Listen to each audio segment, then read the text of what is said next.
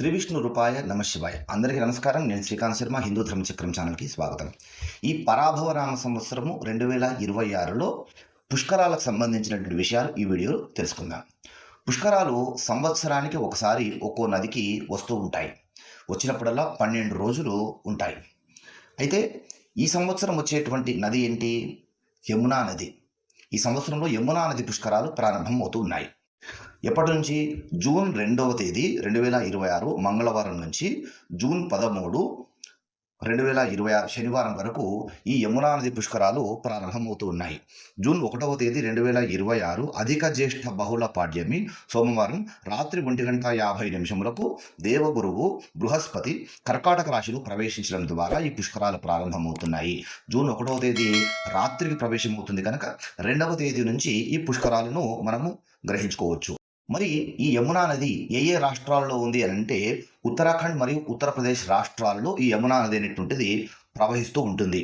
ఢిల్లీ, నోయిడా, మధుర, బృందావనము, ఆగ్రా నగరాలలో ఈ యమునా నది ప్రవహించి గంగా నది మరియు అంతర్వాహినియకు సరస్వతితో కలిసి ప్రయాగరాజ్ వద్ద త్రివేణి సంగమము ఏర్పడుతూ ఉంది. అంటే ప్రయాగరాజ్లో కూడా స్నానం ఆచరించవచ్చు. ఇప్పుడు చెప్పినటువంటి రాష్ట్రాల్లో, ఇప్పుడు చెప్పినటువంటి నగరాల దగ్గర కూడా ఈ యమునా నది అనేటువంటిది ప్రవహిస్తూ ఉంటుంది.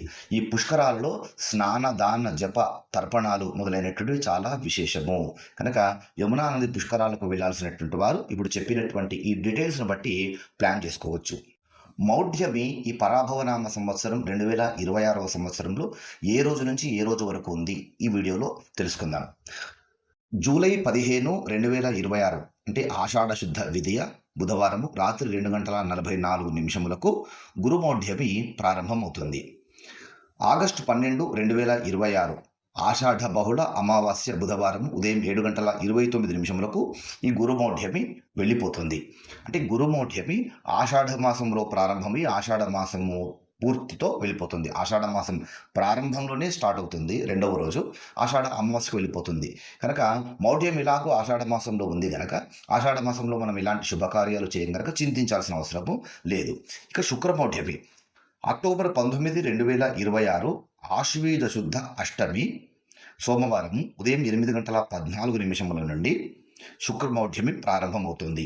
ఇది ఎప్పటి వరకు ఉంటుంది? అక్టోబర్ 29, 2026 అంటే ఆశ్వీజ బహుళ చతుర్థి గురువారం ఉదయం 9:41 శుక్రమౌఢ్యమి వెళ్ళిపోతుంది.